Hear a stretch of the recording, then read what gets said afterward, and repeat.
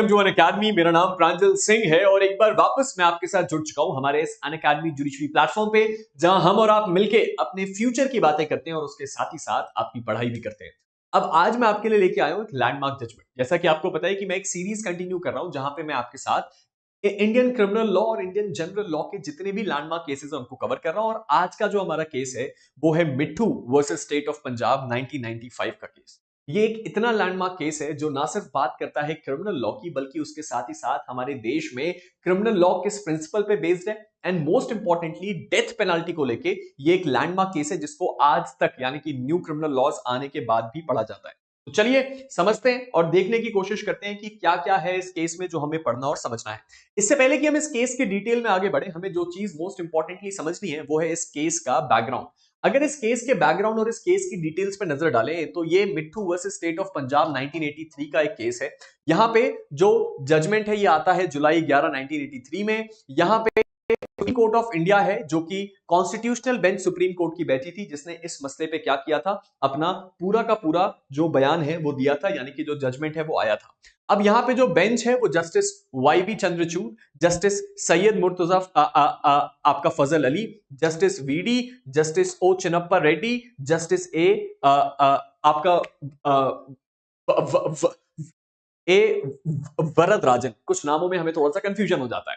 तो बेसिकली ये 5 जजों की बेंच थी जो सुप्रीम कोर्ट में बैठी। जस्टिस वाई बी चंद्रचूड़ को हम सही से जानते हैं सब लोग, क्यों? क्योंकि इंडिया के लॉन्गेस्ट सर्विंग चीफ जस्टिस थे।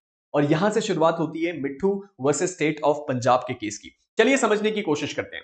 अब बेसिकली यहां पे प्रोविजन कौन सा चैलेंज हुआ? सेक्शन नंबर 303 आईपीसी को चैलेंज किया गया था सुप्रीम कोर्ट में और उसकी कॉन्स्टिट्यूशनल वैलिडिटी पे सवाल उठाए गए थे, इसीलिए कॉन्स्टिट्यूशनल बेंच बैठी। सवाल ये था कि ये जो सेक्शन में लिखा हुआ है क्या ये बात आर्टिकल 21 को वायलेट करती है? तो चलिए समझते हैं कि 303 आईपीसी में क्या लिखा हुआ था और भारतीय न्याय संहिता यानी कि न्यू क्रिमिनल लॉ में क्या बदला गया है।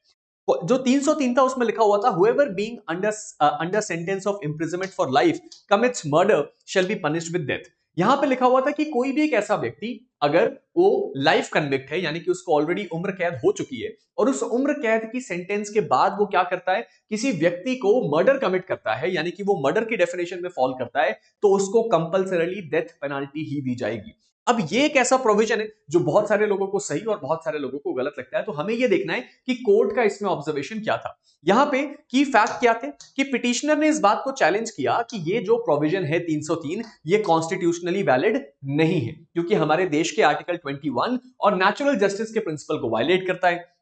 यहां पे आर्ग्यूमेंट दिया गया वो दिया गया आर्टिकल 41 जो कि बात करता है राइट टू इक्वालिटी की, यानी कि कानून की नजर में सब बराबर हैं, और दूसरा आर्टिकल 21 की जो कहता है कि हर एक व्यक्ति को जीने का अधिकार है और अपने तरीके से जीने का अधिकार है। अब इसके बाद हमारे पास क्या आता है सर, ये अगला पॉइंट, जो लॉ है वो मैंडेट करता था डेथ पेनल्टी को। अब अगर इस चीज को फॉलो किया जाए तो कोई अगर लाइफ कन्विक्ट है और उससे मर्डर हुआ तो उसको कंपल्सरीली, इस बात से फर्क नहीं पड़ता, मर्डर प्रूव होते ही उसको हम डेथ पेनल्टी ही देंगे। लॉ इस बात को मैंडेट कर देता था और इसीलिए क्या हुआ सर, इसीलिए इस बारे में चर्चा शुरू हुई कि क्या यह बात हमारे कॉन्स्टिट्यूशन को कॉम्प्लीमेंट करती है। यहां पे कोई भी डिस्क्रिशन नहीं था जज के पास, यानी कि जज के पास कोई भी पावर नहीं थी कि वो फैक्ट के हिसाब से या सिचुएशन के हिसाब से पनिशमेंट को कम ज्यादा कर पाए।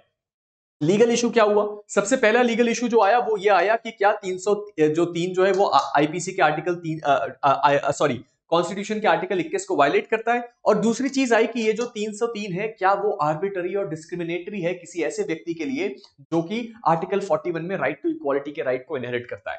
और इस चीज को सुप्रीम कोर्ट ने बहुत अच्छे से डील किया, जो कि हम देखने वाले हैं यहां पे।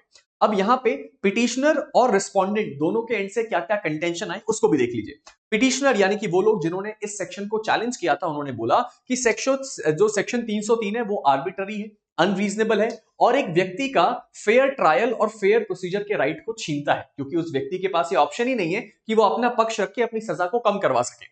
दूसरी चीज, यहां पे जुडिशियल डिस्क्रिशन ही नहीं बचता, यानी कि जज के पास कोई ऑप्शन ही नहीं है कि वो फैक्ट टू फैक्ट या इशू टू इशू पनिशमेंट को मैनूवर कर सके। और आखिर में ये किसी पर्टिकुलर क्लास ऑफ पीपल के साथ अनइक्वली ट्रीट करता है, यानी कि अगर कोई व्यक्ति लाइफ कन्विक्ट है तो उसके साथ वो अनइक्वली ट्रीट करेगा, और जो कोई दूसरा व्यक्ति मर्डर कमिट करता है तो उसके साथ अलग तरीके से ट्रीट करेगा। यानी कि सजा में क्या है, एक इंबैलेंस है। जो रिस्पोंडेंट की साइड थी उन्होंने क्या बोला, उन्होंने Bachchan Singh versus state of Punjab के केस को रेफर किया जो कि रेयरेस्ट ऑफ रेयर डॉक्ट्रिन की बात करता है। उन्होंने बोला कि डेथ पेनाल्टी जो है वो अनकॉन्स्टिट्यूशनल नहीं है, यानी कि हम कोई ऐसी सजा नहीं दे रहे हैं जो कि संविधान में दी नहीं गई है, हम एक ऐसी सजा देने की बात कर रहे हैं जो कि प्योरली संवैधानिक है, और इसी न्यायालय ने इसको बच्चन सिंह के केस में अपहेल्ड किया है। और साथ ही साथ उन्होंने ये बोला कि 303 जो है वो नैरोली टेलर्ड है फॉर प्रिजनर सेफ्टी, यानी कि वो कह रहा है कि सर ये जो आपका 303 सेक्शन है इसको हमने थोड़ा सा स्ट्रीप डाउन किया है, और वो इसलिए किया है ताकि खुद प्रिजन में सेफ्टी को इंश्योर किया जा सके। यानी कि एक लाइफ कन्विक्ट जो खुद उम्र कैद में है वो वापस अगर मर्डर कमिट कर दे तो उसको जीने का अधिकार नहीं है। अब ये दोनों तरफ के कंटेंशन थे जिसको जो है सुप्रीम कोर्ट ने ऑब्जर्व किया। अब सुप्रीम कोर्ट ने ऑब्जर्वेशन क्या दी इसको ध्यान से देखिए। उन्होंने 235 और 354 सब क्लॉज 3 सीआरपीसी को रेफर किया। 235 सब क्लॉज 2 सीआरपीसी का क्या बोलता है, right of accuse to be heard before sentencing. ये एक अधिकार देता है हर एक अक्यूज को कि वो क्या है, उसको सुना जाए इससे पहले कि उसको सजा दी जाए, नेचुरल जस्टिस का प्रिंसिपल।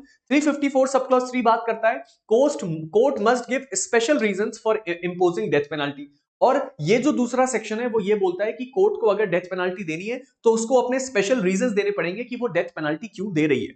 अब सेक्शन 303 क्या है, वो ना ही कोई स्कोप देता है किसी भी सेफगार्ड को जिससे कि वो क्या बन जाता है, अनफेयर, आर्बिट्ररी और अगेंस्ट नेचुरल जस्टिस। और इसीलिए उन्होंने क्या बोला, the mandatory nature of death penalty removes judicial review on the sentence. और इसीलिए जो ये प्रावधान है 303 में जो ये कहता है कि मैंडेटरी होनी चाहिए डेथ पेनल्टी, वो एक्चुअल में क्या कर रहा है, जुडिशियल रिव्यू के स्कोप को ही खत्म कर रहा है। यानी कि जज के पास मैटर आया, जज को केवल यही पता है कि इसको फांसी ही देनी है, और फांसी जो है वो रेयरेस्ट ऑफ रेयर केस में होनी चाहिए। और सीआरपीसी खुद कहता है कि हर एक व्यक्ति के पास एक रीजनेबल अपॉर्चुनिटी हो अपना साइड रखने के लिए, अगर वो अपना साइड रखे और उसको पता है कि उसका कोई अंजाम नहीं निकलना, उसको डेथ पेनल्टी मिलनी है, तो ये अनरीजनेबल है। और सुप्रीम कोर्ट का ऑब्जर्वेशन एग्जैक्टली यही था। जजमेंट क्या आया, सेक्शन 303 जो आईपीसी का है उसको अनकॉन्स्टिट्यूशनल डिक्लेयर किया गया। ये बोला गया कि वो आर्टिकल 21 को वायलेट करता है क्योंकि वो डेथ पेनल्टी को बिना किसी ड्यू प्रोसेस के किसी व्यक्ति के ऊपर मैंडेट करता है। ऑल्सो वो आर्टिकल 14 को क्या करता है, वायलेट करता है क्योंकि वो एक अनरीजनेबल क्लासिफिकेशन कर रहा है, यानी कि केवल लाइफ कन्विक्ट वाले लोगों के साथ अनरीजनेबल क्लासिफिकेशन कर रहा है। और उसके साथ ही साथ उन्होंने बच्चन सिंह के केस को दोबारा रीइंफोर्स किया और बोला कि रेयरेस्ट ऑफ रेयर डॉक्ट्रिन लगेगा, जज साहब ये खुद डिसाइड करेंगे कि यहाँ पे डेथ पेनल्टी मिलनी है कि नहीं।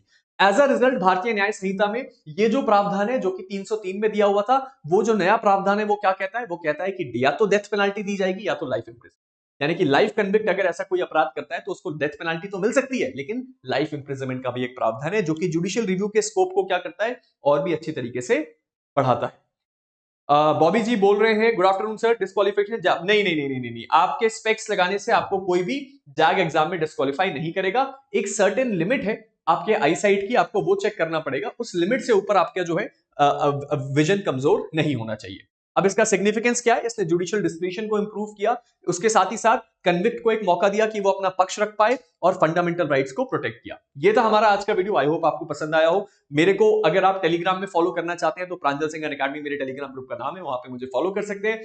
उसके साथ ही साथ अगर आप रेगुलर अपडेट चाहते हैं तो वो आपको मेरे टेलीग्राम पे मिल जाएंगे, मुझसे डायरेक्टली बात करना चाहते हैं वो टेलीग्राम पे हो जाएगा, और मेरी क्लासेस के पीडीएफ चाहते हैं तो वो भी आपको टेलीग्राम पे मिल जाएगा। तो अगर अभी तक इसको ज्वाइन नहीं